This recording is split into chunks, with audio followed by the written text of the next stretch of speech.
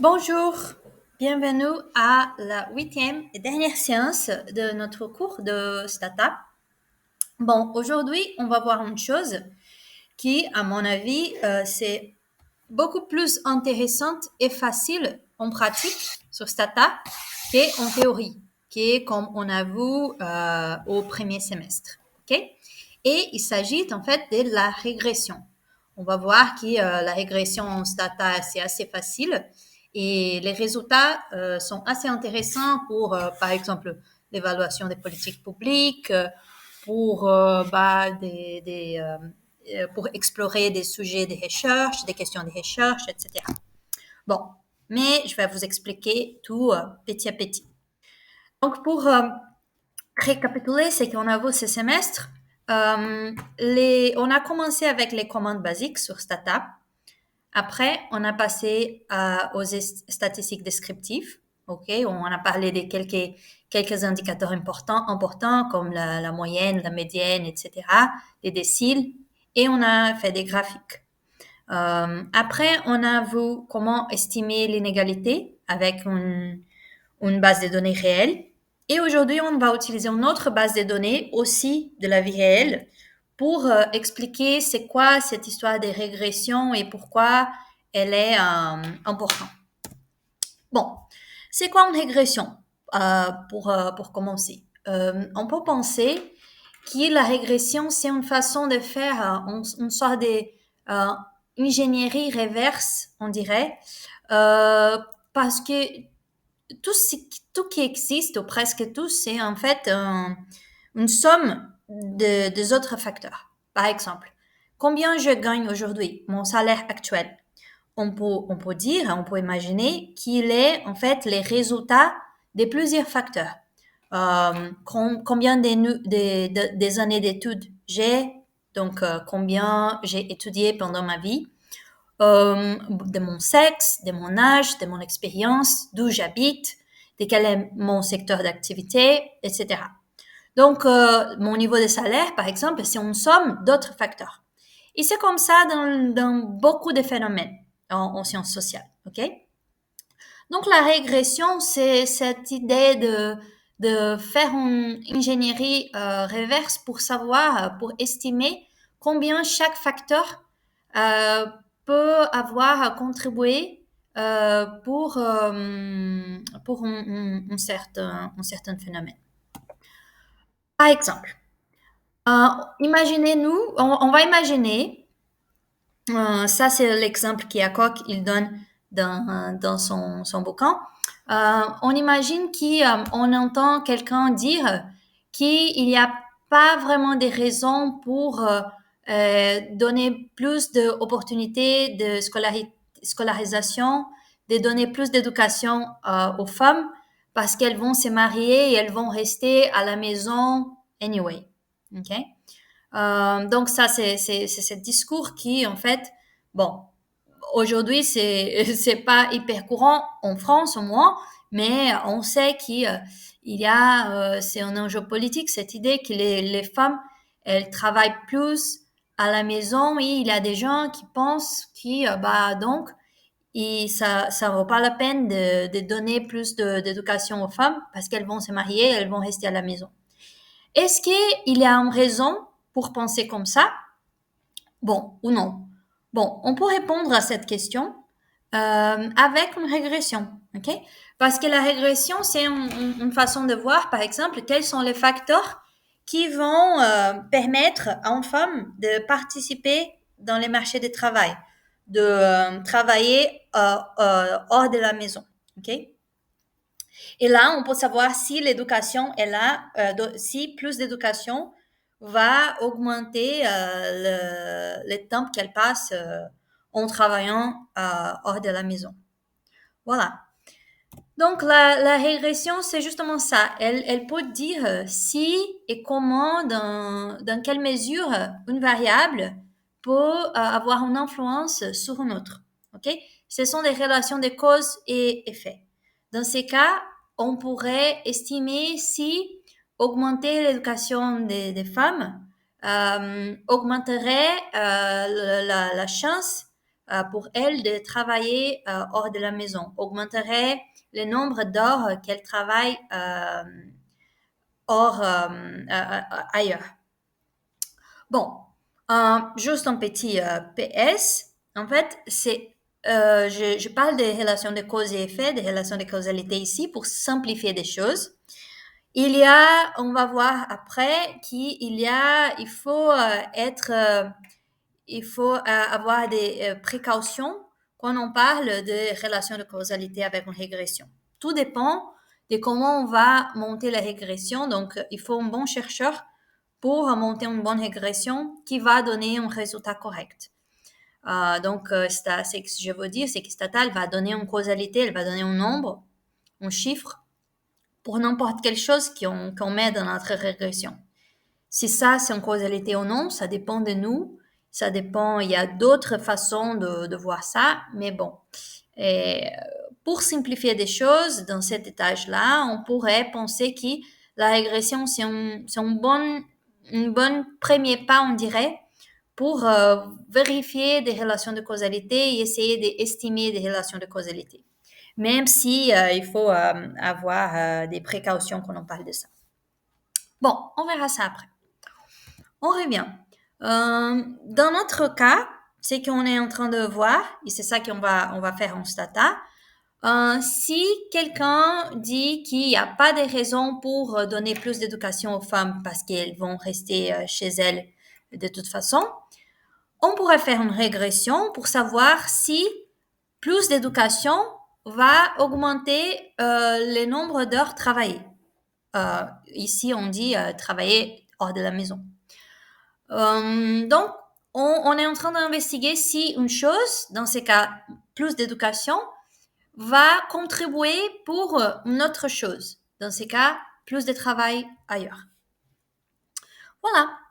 Et donc, les bouts de cette séance, c'est de, premièrement, comprendre c'est quoi les bouts d'une régression. Deuxièmement, faire une régression sur Stata. Je vais vous montrer que c'est assez simple. Et troisièmement, interpréter les résultats. C'est ça, c'est tout.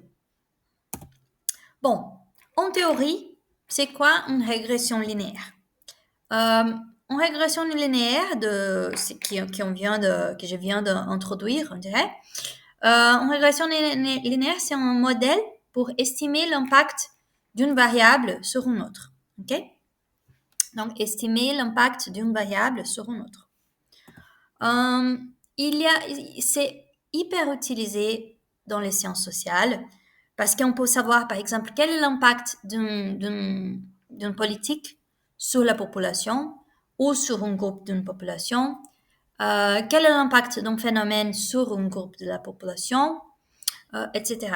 Donc, à cause de ça, c'est hyper utile. Les régressions sont assez utilisées pour formuler et pour évaluer des politiques publiques.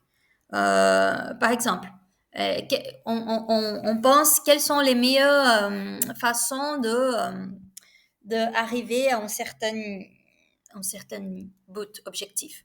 Par exemple, je suis un politicien, moi je travaille au secteur public et je constate que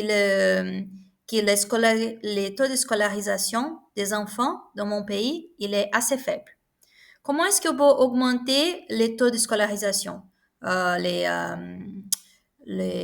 heures, la fréquence avec lesquelles les enfants vont à l'école? Et combien d'enfants sont inscrits à l'école, etc.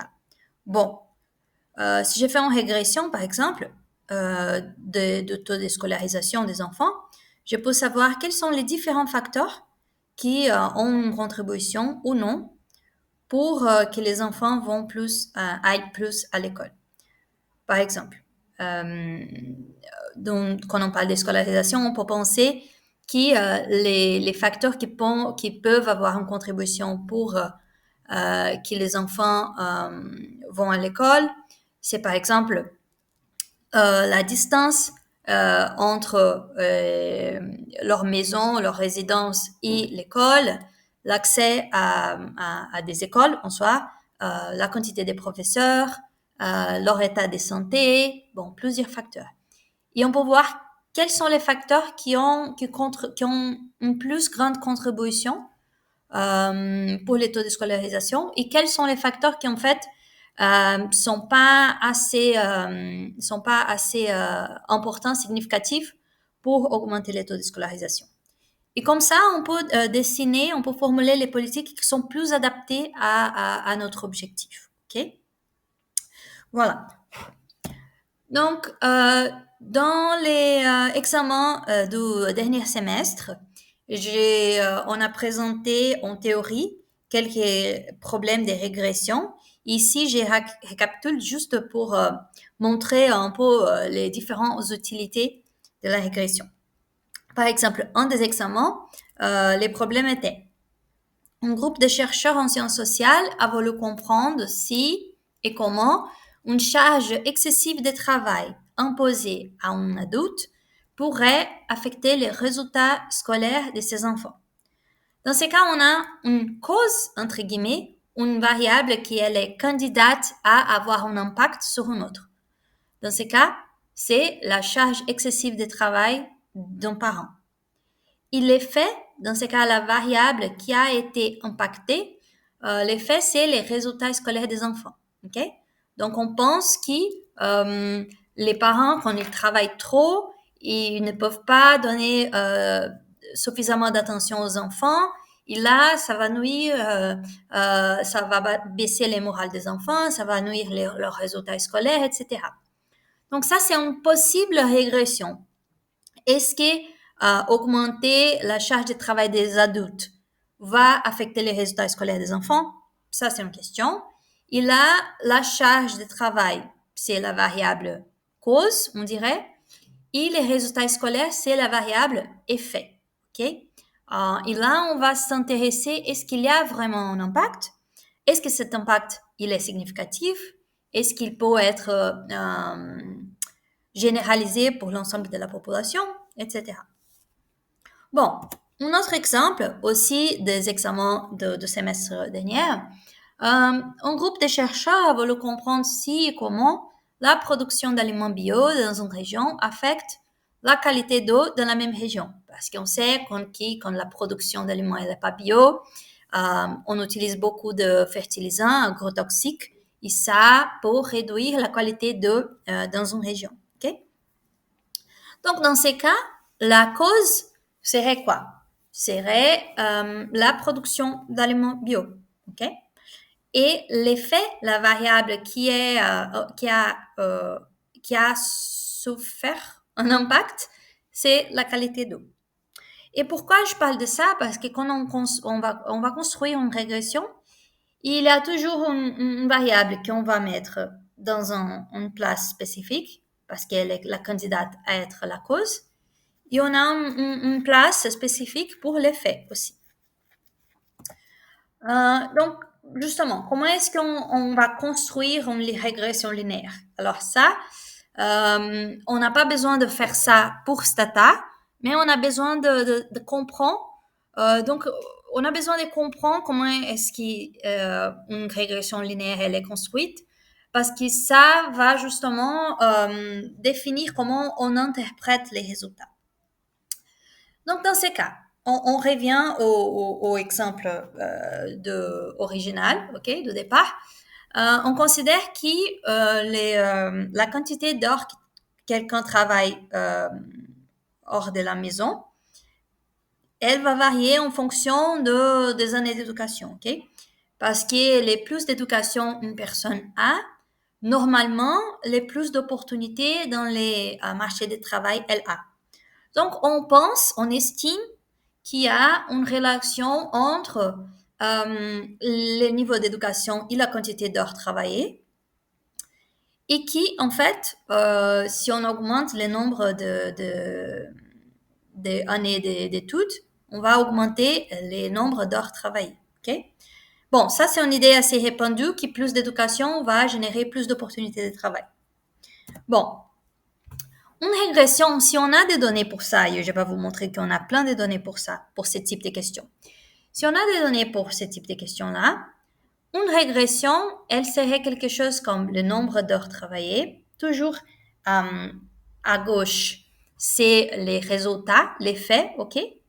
Et à droite, on a toujours toutes les causes possibles. Donc là, on a l'éducation, le nombre des années d'études, et on a d'autres facteurs qui peuvent affecter le nombre d'heures travaillées, la participation au marché du travail. Et la régression, en fait, elle cherche ça, elle cherche les bêtas. Les bêtas, c'est justement la contribution de l'éducation, l'impact des années d'études dans la charge de travail. OK? Les bêtas, c'est l'éducation. Est-ce que les bêtas est positif? Est-ce que, ça veut dire, est-ce que l'impact d'éducation dans des heures de travail est positif? Est-ce que l'impact est négatif? Est-ce qu'il est grand? Est-ce qu'il est petit? Tout ça est donné pour bêta. Et donc, comme dans Stata va nous donner les bêtas, c'est important de savoir où il est placé et qu'est-ce qu'il dit exactement. L'intéressant, c'est que normalement, on a des informations pour des années d'études, OK, et pour des heures travaillées. Ça, c'est pour différents groupes d'individus.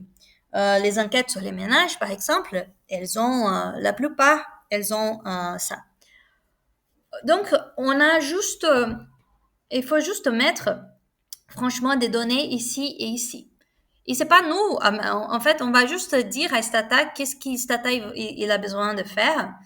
Mais je vais vous montrer. Par exemple, on imagine qu'on a un survey, une enquête, et il a 4 femmes, ok? La personne une, elle n'a pas travaillé dehors et elle a 8 ans en d'éducation. Elle était allée à l'école pendant 8 années. 8 ans. La personne 2, elle a travaillé 20 heures. Elle travaille 20 heures par semaine et elle a 6 années d'études. La personne 3 a 40 heures, elle travaille 40 heures par semaine et a 10 années d'études. Et voilà, comme ça. Bon, donc il suffit franchement de mettre les heures travaillées ici, les niveaux d'éducation ici, et on va savoir quel est l'impact moyen des années d'études sur le nombre d'heures travaillées. Comme ça.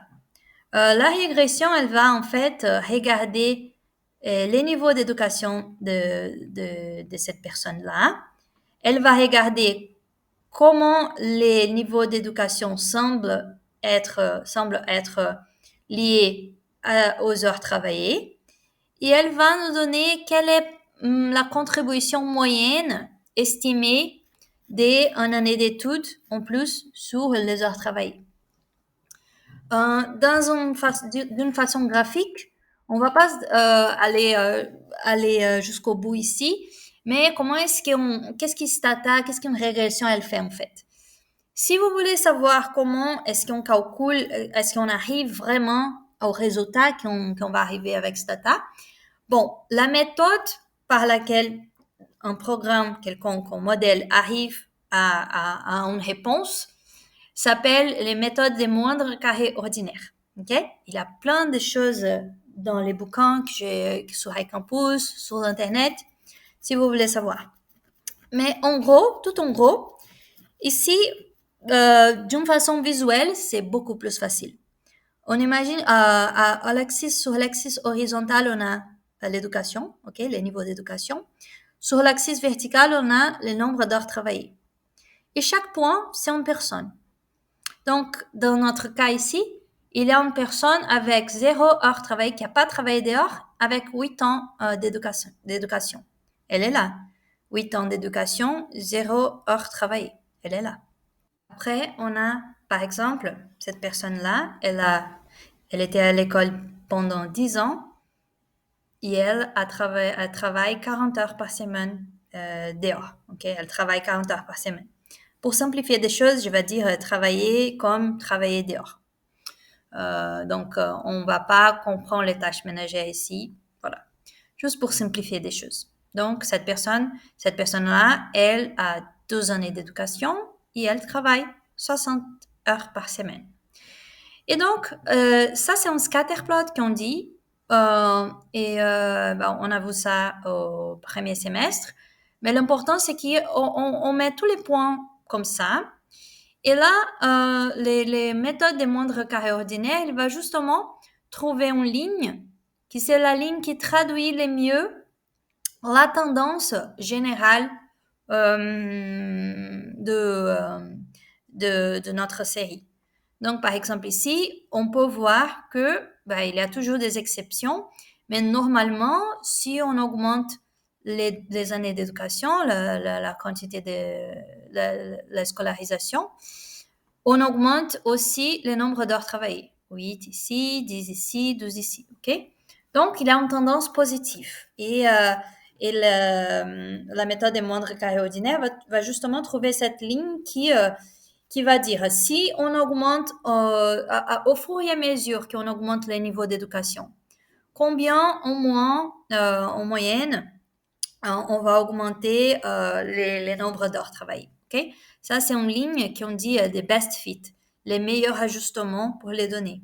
Ça va donner la tendance générale de toutes nos données. Bon. Tout ce qu'on vient de parler, de discuter jusqu'à maintenant peut être summarisé dans une ligne. Okay? Ça, c'est le modèle de régression. Donc là, on va voir des lettres, comme dans un modèle mathématique. Mais il ne faut pas avoir peur, parce que c'est juste des lettres qui signifient des choses. Ok? C'est pas si compliqué. D'un côté, du côté gauche, on va avoir toujours la variable dépendante. Ça, c'est l'effet. Ça, c'est par exemple, dans notre exemple de femmes et de travail, de participation au marché du travail, ça, c'est le nombre, l'effet serait la variable dépendante, c'est le nombre d'heures travaillées. OK? Parce que ça, c'est la variable qui a été affectée par quelque chose d'autre. Sinon, avec les exemples de la charge excessive de travail sur les parents et les résultats scolaires des enfants, ici, on mettrait les résultats scolaires parce que c'est l'effet, c'est la conséquence estimée, ok? C'est une chose qu'on pense être une conséquence. Dans l'histoire de la production bio et de la qualité de l'eau, ici, serait la qualité de l'eau, ok? Donc ça, c'est justement les choses qui sont dépendantes d'autres choses. Dans notre cas, le nombre d'heures travaillées, il est dépendant d'autres facteurs, comme les années d'études, le sexe, le secteur d'activité, etc. Donc ça, c'est la variable dépendante. Et ça, il a un sens parce elle dépend d'autres facteurs. Après, ça, c'est la constante, mais on s'en fiche de la constante pour l'instant parce qu'elle n'est pas hyper importante pour dans les médias. Ok? Là, il y a les bêta, ça, c'est qu'on appelle les coefficients. Et ça, c'est les plus importants d'une régression parce que ça va donner l'impact d'une chose sur une autre. Donc, dans ces modèles-là, qu'est-ce qu'on est en train de faire? On est en train d'estimer quel est l'impact de cette variable x sur y. OK? Dans ce modèle-là, on est toujours en train d'étudier quel est l'impact de cette variable-là sur cette variable-là. Et les bêta, c'est justement les signes. Donc, est-ce que cet impact est positif? Est-ce qu'il est négatif? Est-ce qu'il est grand? Est-ce qu'il est petit? Les coefficients, c'est justement la valeur, la magnitude de cet impact. Après, pour finir, il y a des variables indépendantes. Parce que justement, ce sont des causes. Si on pense, par exemple, de l'histoire de travailler dehors, et les années d'éducation. Les années d'éducation, c'est une variable candidate à expliquer la quantité d'heures qu'on travaille dehors. Donc ça, c'est une variable indépendante parce qu'elle ne dépend pas d'autre chose. Par exemple, la charge excessive de travail des parents et les résultats scolaires. La charge excessive de travail, c'est une cause potentielle des résultats scolaires des enfants. Ça, ici, à droite, on a toujours les variables indépendantes, les facteurs qui sont pensés avoir un impact et contribuer à avoir une contribution pour ce phénomène-là. Ok? Donc, en gros, grosso modo, ici, on a l'effet Y, on a l'effet, X, c'est la cause ou les causes. Voilà. Vous pouvez peut-être voir les mots multiple regression, ok?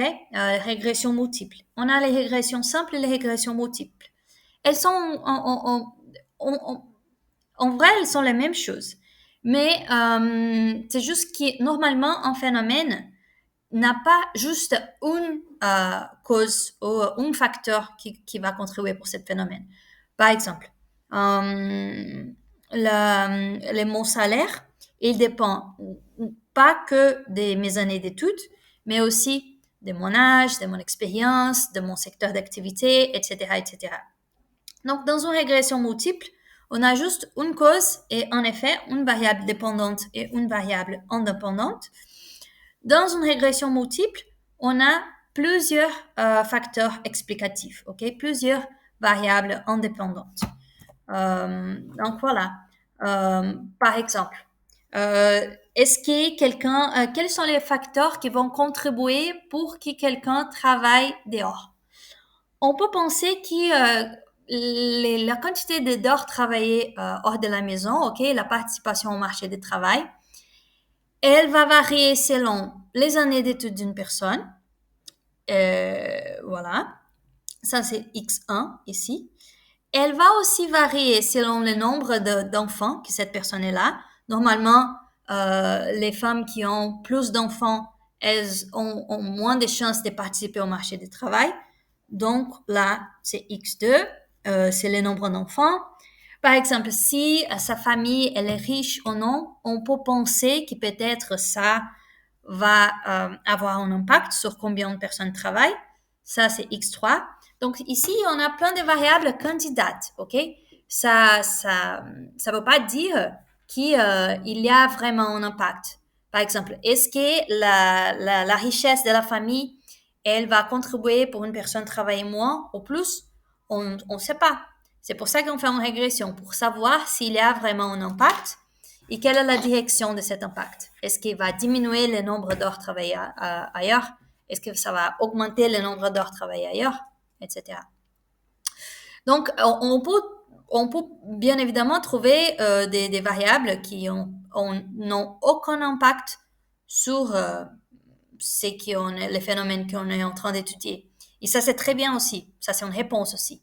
Parce que parfois, on pense qu'il y a des phénomènes qui sont corrélés et en fait, ils ne sont pas. Voilà.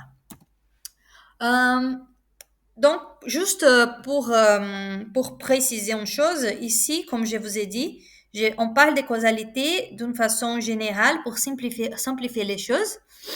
Mais en fait, Stata, il va juste faire tourner la régression et nous donner un chiffre, ok? Mais on pourrait de toute façon faire la régression dans le sens contraire et avoir des résultats aussi. Donc, par exemple, dans notre cas, on est en train de voir si les années d'études, si les années d'éducation, ils vont augmenter le nombre d'heures que quelqu'un travaille. OK? Alors, et donc, si on trouve un coefficient là, si on trouve un impact, on peut dire que le nombre des années d'études, c'est une cause, c'est une des causes du nombre d'heures travaillées. OK? Mais le contraire, même si on trouve un chiffre, si on fait la régression au contraire, on peut trouver un chiffre, mais il n'y a pas vraiment de sens. On peut, par exemple, faire une régression pour savoir si, par exemple, l'impact des heures que je travaille sur les années d'éducation. Donc, les contraires, OK? Mais on peut penser que, en fait, les nombres d'heures que je travaille aujourd'hui, ne peut pas causer une chose qui est dans le passé. Le nombre d'heures que je travaille aujourd'hui ne peut pas causer mes années d'éducation, ok? Parce que, bon, les années d'éducation, ça veut dire combien d'années vous avez fait depuis à l'école et après la licence, les masters, peut-être les doctorats, etc. Donc, le nombre d'heures que je travaille aujourd'hui ne peut pas être une cause de mes années d'études. Ça peut être peut-être la conséquence, mais ne peut pas être une cause. Une chose au présent ne peut pas causer une chose du passé, n'est-ce pas? Donc voilà, ce que je veux dire, c'est qu'en fait, la causalité, les liens de causalité, la logique de causalité, c'est à nous de dire. Et dans n'importe quel sens, Stata va nous donner un chiffre, un nombre, un impact. Est-ce que ça, c'est vraiment une causalité ou non? Bon, ça dépend de notre sens critique. Normalement, on dit qu'un bon chercheur va faire une bonne régression et une bonne régression avec des bonnes données va donner un bon résultat. Donc, c'est au chercheur à la fin de trouver, de monter une régression qui fait du sens, ok? Parce que des résultats, il y aura toujours. C'est ça que je veux dire en fait. Et bien évidemment, il y a des ressources statistiques aussi pour inférer des relations de causalité qui vont au-delà de la régression, mais ce sont des choses un peu plus avancées, donc on va pas s'intéresser à ça. Mais une bonne façon de parler de causalité ou non, c'est juste de penser dans notre régression s'il y a une suite logique. Est-ce que la régression, les relations qu'on est en train d'investiguer, est-ce que ça fait du sens ou non? OK? Juste pour montrer un autre exemple, pour mentionner un autre exemple. Par exemple, j'habite à la Villette et je prends 40 minutes pour arriver à Condorcet. Le fait que j'habite à la Villette, à la distance de chez moi jusqu'à le campus, ça peut expliquer les temps que je prends pour y arriver. Mais le contraire ne peut pas être vrai. Les temps que je prends pour arriver à quelque part ne peut pas causer l'effet que j'habite à la Villette. OK? Ça n'y a pas de sens. J'habite à la Villette, ça fait des années. Donc voilà, c'est juste cette histoire des suites logiques que je voudrais emphasiser. Bon, on passe à l'action, beaucoup plus amusante. Donc, on va s'intéresser à la question du début de la séance. Est-ce que ça en vaut la peine de donner plus d'éducation aux femmes ou elles vont rester à la maison chez elles de toute façon? Pour répondre à cette question, on va utiliser la General Social Survey, qui est un survey, une enquête de la vie réelle, ok, qui est collectée tous les années par l'Université de Chicago. Et on va utiliser les données de 2006. Et on va explorer les effets de l'éducation sur le nombre d'heures travaillées pour savoir si donner plus d'éducation fait en sorte que les femmes travaillent plus dehors ou non. Bon, la régression dans ces cas, on dit de façon technique, on dit qu'on va faire tourner une régression du nombre d'heures travaillées dans la semaine dernière. C'est ça, c'est comme ça qu'ils mesurent l'enquête, elle mesure ça. C'est le nombre d'heures travaillées à la séance dernière sur les années d'éducation. Ok? Donc, on va voir, on va faire une régression, dire qu'on va faire une régression des nombres d'heures travaillées sur les années d'éducation. C'est justement de voir l'impact des années d'éducation sur le nombre d'heures travaillées. Et après, on peut faire ça séparément pour des femmes et pour des hommes, pour voir si qu'on en donne plus d'éducation à une femme et à un homme, où on voit plus d'impact sur le nombre d'heures travaillées. Voilà. Alors, sur Stata, il n'y a rien de plus simple. Hein. Vous pouvez, les commandes pour faire une régression à Stata, c'est regress, qui vient de regression. Vous pouvez y accéder à travers les menus, à travers Statistics, Linear Models Regression, mais on utilise surtout les commandes regress. Et j'ai dit que c'est simple parce qu'en fait, il faut juste mettre regress et les noms des variables on veut étudier. Donc, c'est regress, le nom de la variable dépendante, le nom de la variable indépendante. Grosso modo, en d'autres termes, regress, l'effet et les causes, la cause ou les causes. OK?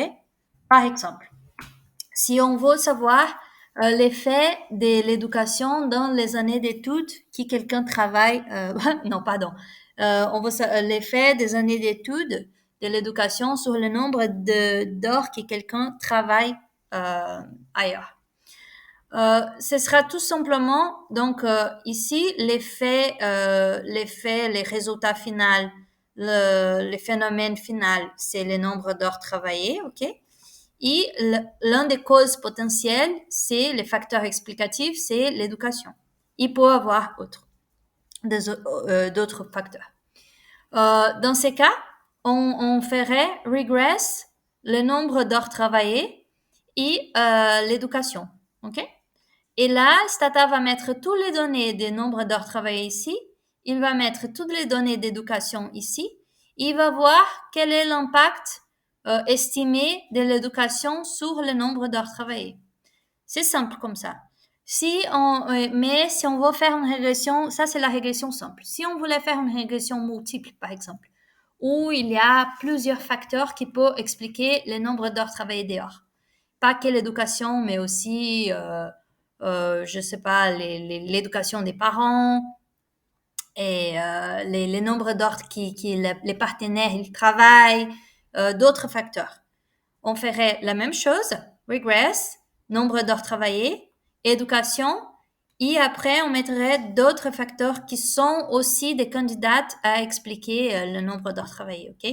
L'éducation des parents, le nombre d'heures travaillées par les partenaires, etc. Donc voilà, c'est regress et le nombre des variables qu'on veut étudier. Si on veut savoir, si on veut séparer les effets pour des hommes et des femmes, on a déjà vu comment on sépare des effets, comment on regarde quelle partie de la série. C'est avec les commandes if. Donc, on va faire une régression du nombre d'heures travaillées sur l'éducation.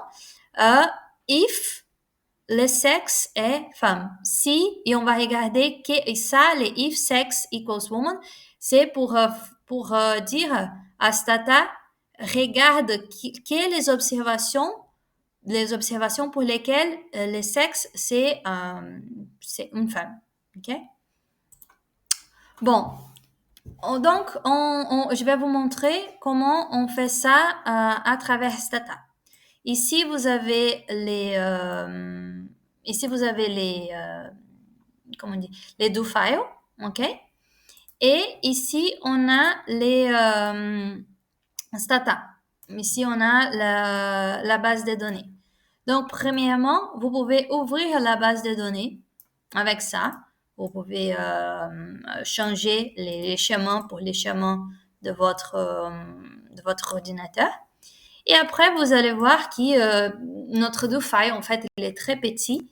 Et les principales, c'est ces trois lignes-là. Bon, je vais nettoyer ça pour vous montrer encore à nouveau. Donc, ici, on a notre enquête, ok? Ça, c'est l'enquête de 2006 de General Social Services, General Social Survey des États-Unis. Et on a quelques variables, y compris hours one, le nombre d'heures travaillées la semaine dernière.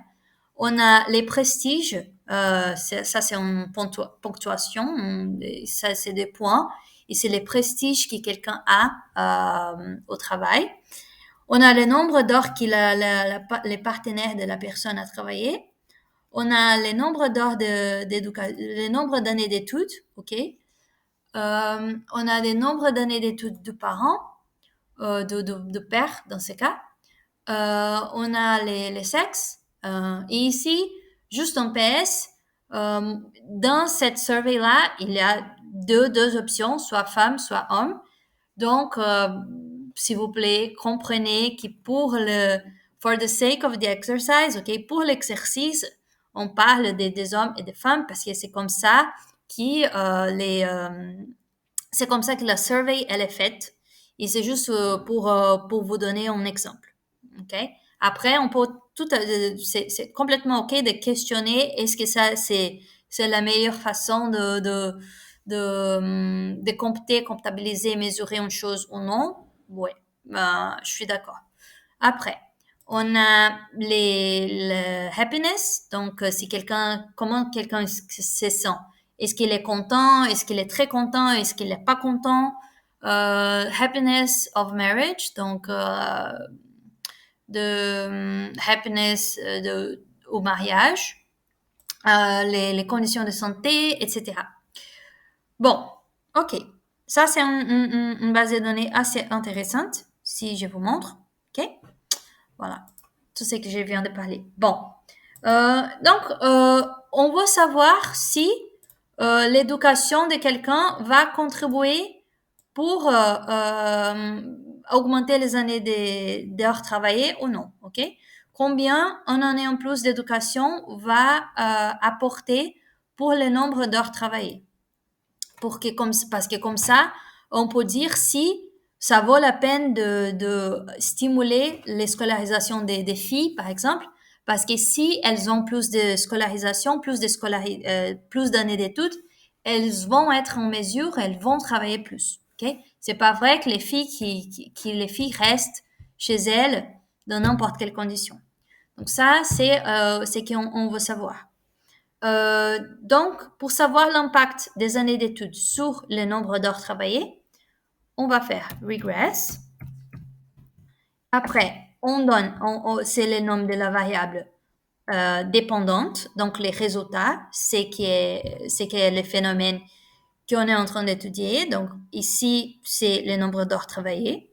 Donc, regress, hours one. Et après, on va parler de quels sont les facteurs qui peuvent expliquer ça. Et on va voir si cette contribution, elle existe, si elle est positive, négative, etc. Dans ces cas, on est dans une régression simple, donc il n'y a qu'une variable indépendante, une variable qui peut expliquer, une variable cause, on dirait, qui c'est les années d'éducation. OK? Donc, regress, hours one, education. C'est ça, ici. Je vais augmenter ici, maximiser la fenêtre, sinon les résultats, ils semblent un peu bizarres. Voilà. Alors, j'avoue que ça, c'est ça semble un peu bizarre, mais on va s'intéresser à une chose, ok? Donc, il faut avoir un regard assez objectif, focalisé.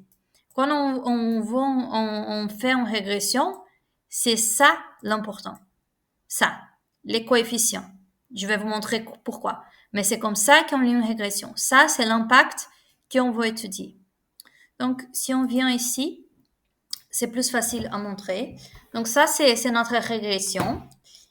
Et le plus important, c'est ça. OK? Ça, c'est les coefficients.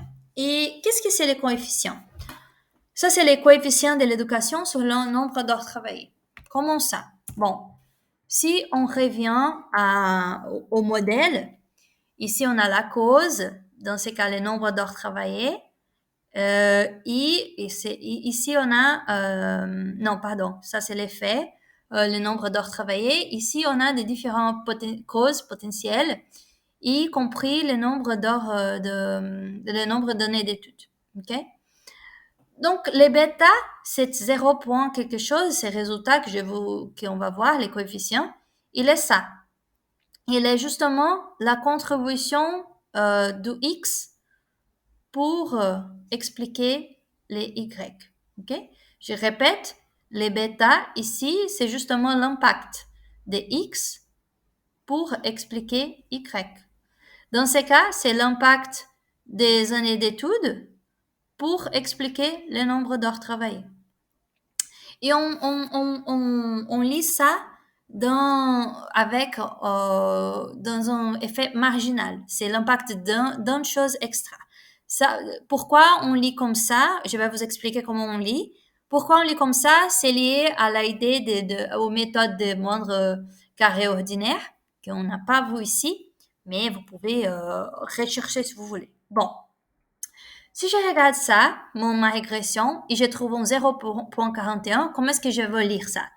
Je veux lire qu'en fait, on peut constater que l'éducation a un impact positif sur le nombre d'heures travaillées, sur la participation au marché du travail, parce que ça, c'est positif, OK? Et il n'y a pas un signal négatif ici, c'est positif. Et qu'en fait, on en a en plus d'études, OK? One extra year of education. On en a en plus d'éducation. Elle contribue pour augmenter le nombre d'heures travaillées par semaine en 0.4. Donc, on pourrait dire que chaque fois qu'on augmente l'éducation dans un an, la personne va travailler 0.4 heures en plus par semaine. OK? Ça, c'est l'impact qu'on peut constater à travers cette régression-là. Donc, l'idée des effets marginal, c'est parce qu'on va toujours faire en plus de ça. Et donc, et ça dépend de comment on mesure les choses. Donc, par exemple, ici, l'éducation, elle est mesurée en année d'études.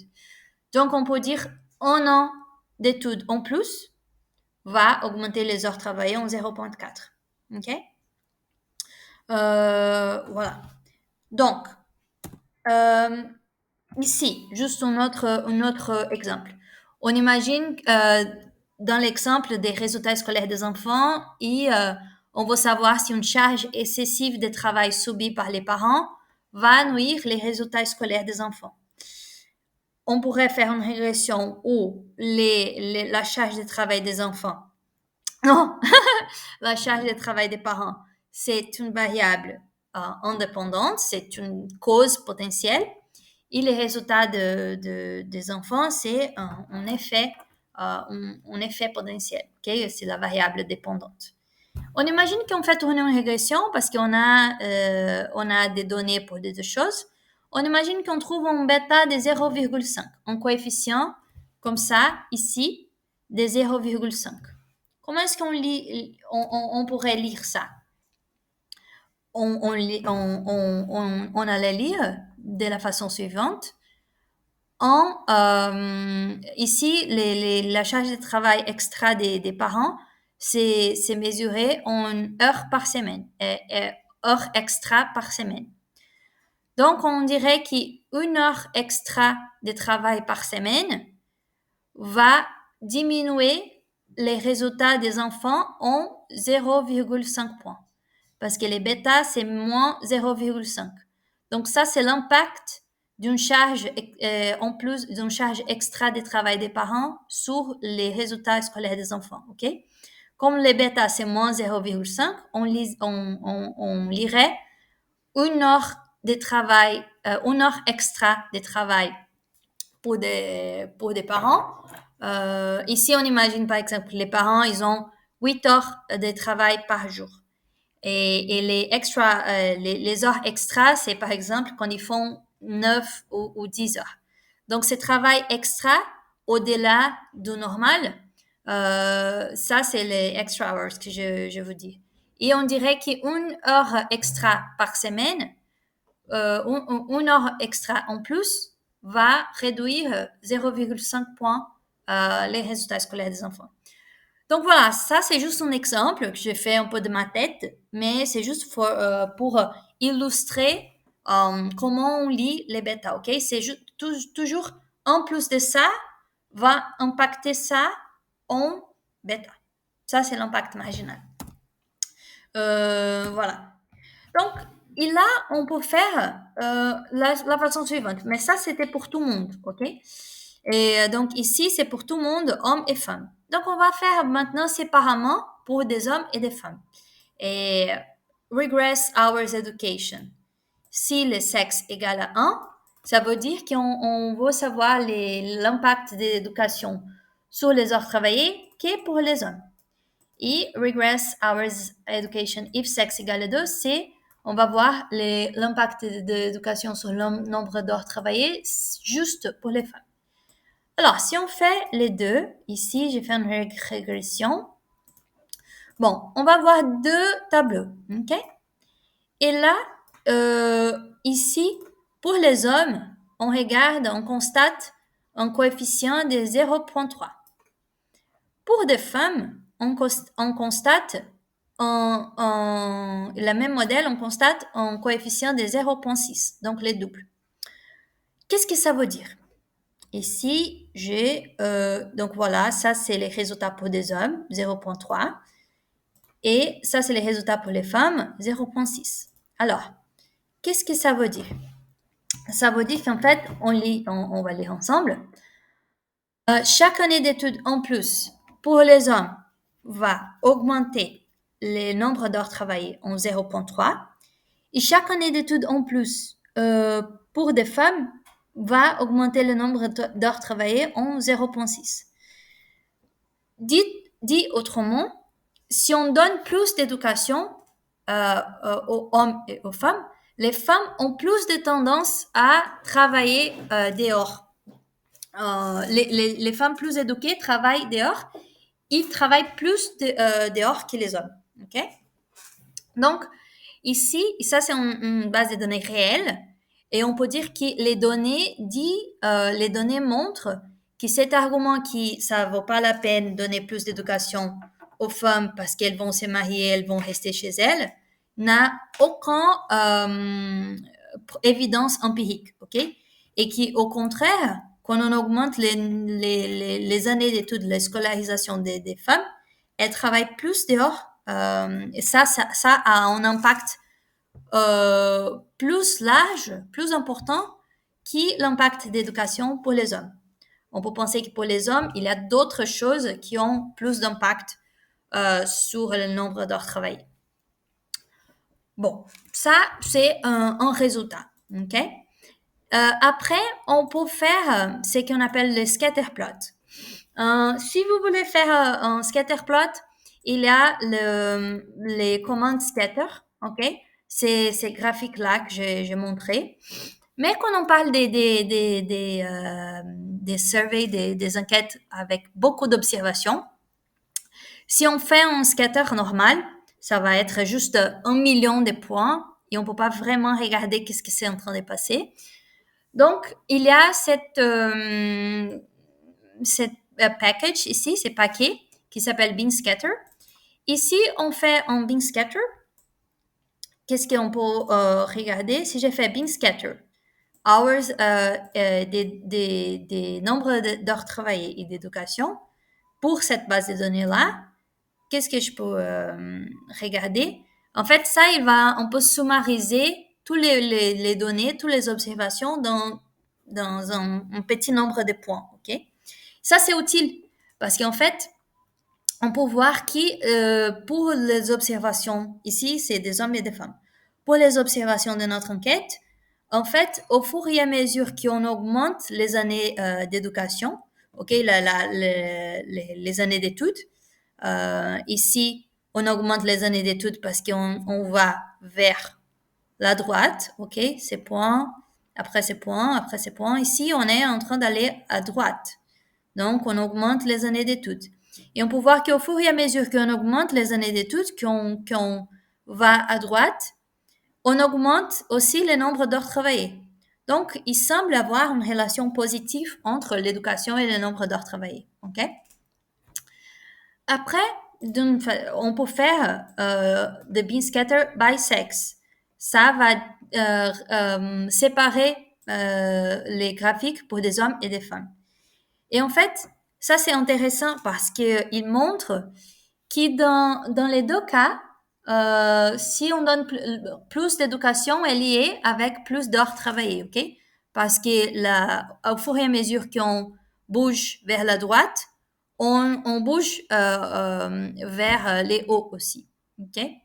Donc voilà, ici il a 11 ans d'éducation et 38, 37 heures travaillées peut-être. Ici on a plus d'éducation et plus d'heures travaillées, Mais vous pouvez observer que pour les femmes, et la ligne elle est plus inclinée, ok? Elle est plus la pente, elle est plus, je sais pas comment on dit, élevée. Bon, elle est plus inclinée, elle est un peu différente. Pour les hommes, elle est plus horizontale. Pour les femmes, elle est plus verticale. Ça veut dire qu'en fait, si on augmente les années d'études, si on augmente l'éducation, dans les deux cas, ça va augmenter les heures travaillées. Mais pour des femmes, ça augmente d'une façon plus rapide et plus importante. OK? Ça, c'est l'observation. Voilà. Ça, c'est comme on interprète ces graphiques-là. Après, quand on va... donc, il y a une autre chose pour interpréter les résultats. Donc, premièrement, on va savoir si un facteur a un effet sur l'autre. Là, on a déjà vu que c'est les coefficients, les bêta. En plus va affecter l'autre variable. En plus, en cette quantité-là. C'est les bêta. Mais après, il y a une deuxième chose qu'il faut savoir. Donc, premièrement, on pense, est-ce qu'il y a un effet? Deuxièmement, on va vérifier, est-ce que cet effet, il est valide pour toute la population? Est-ce qu'on peut généraliser cet effet pour toute la population et pas que pour notre échantillon, notre base de données? Ça, c'est l'idée de se demander est-ce que les coefficients, les bêta qu'on a trouvés, est-ce qu'il est statistiquement significatif? Statistiquement significatif, c'est justement de dire que cette valeur-là, il peut être généralisé pour toute la population. Il n'a pas être trouvé par hasard. Bon, on a parlé de ça au semestre dernier, ok, la théorie. Ici, je vous montre que la pratique. Quand on pratique, ça va vous dire si l'effet peut être généralisé pour toute la population ou non. Il va vous donner ça avec les p-values, les p-valeurs. Donc, les p-valeurs, il est là, à côté du coefficient. Et les p-valeurs, je pense p-valeurs petits. Les plus petits les p-valeurs, les mieux.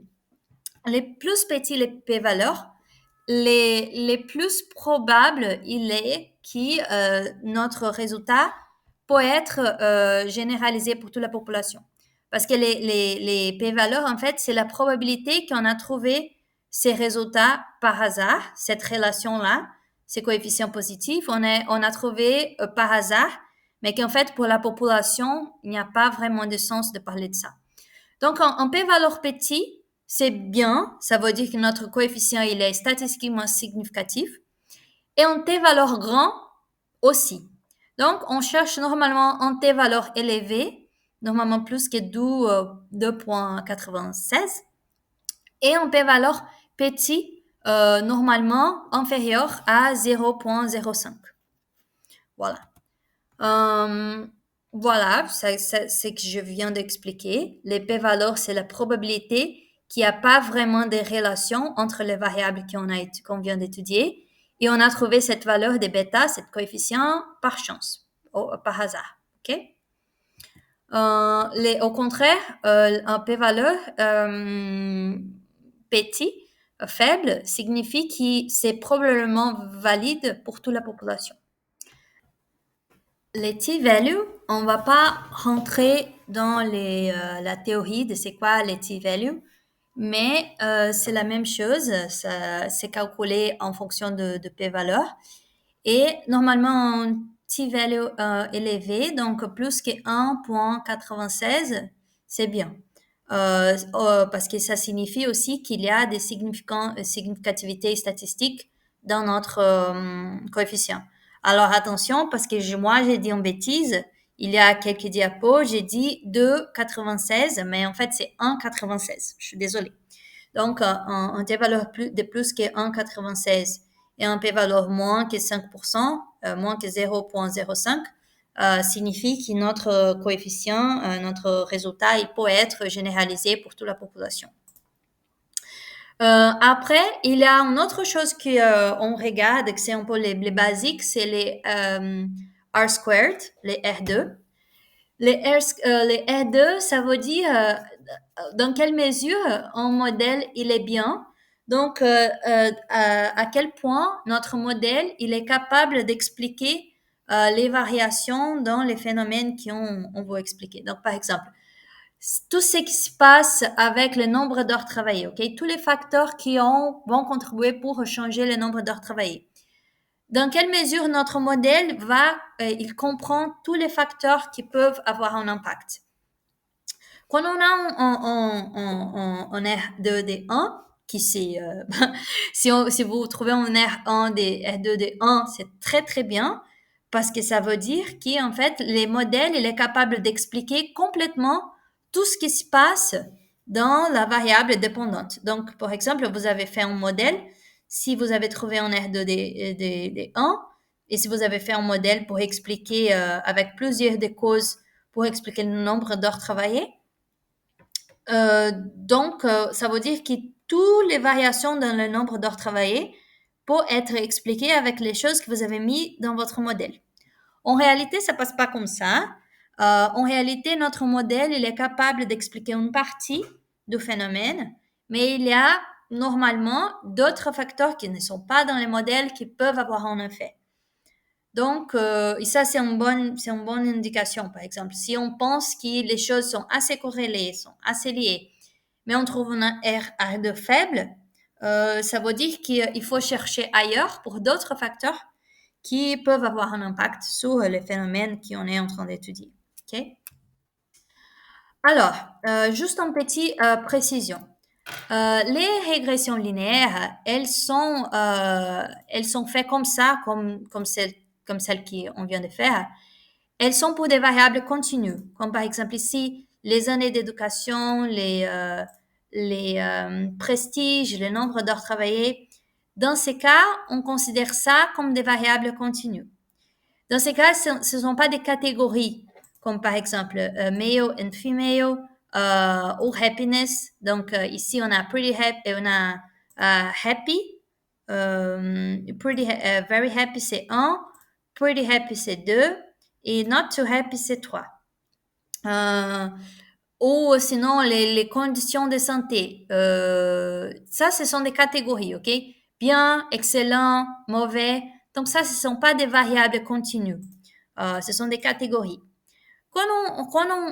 C'est possible de faire les régressions comme ça. Donc, par exemple, ici, on a une catégorie, on a une variable qui s'appelle happiness.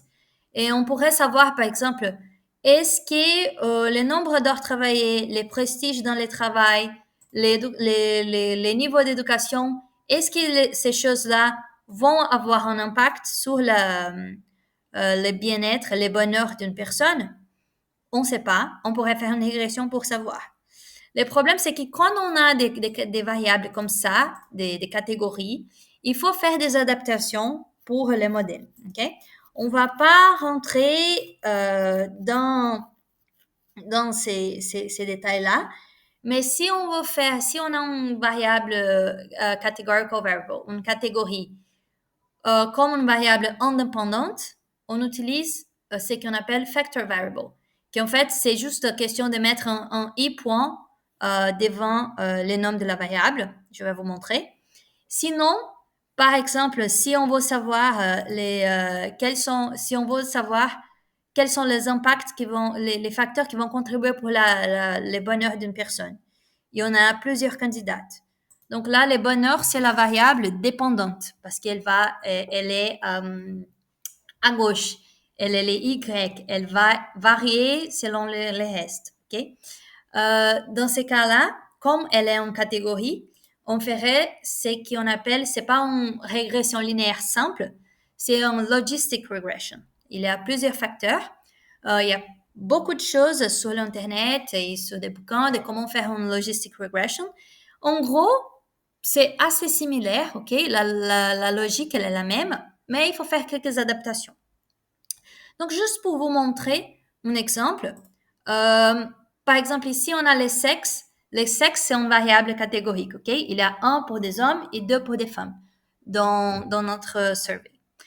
Si je veux savoir l'impact du sexe sur le nombre d'heures travaillées, comme le sexe est une variable des catégories, je mets un i point pour indiquer que ça c'est indicator. On va indiquer que ça c'est une catégorie, ok? Ça c'est pas une variable continue. Et en fait, on trouve un coefficient de moins 6.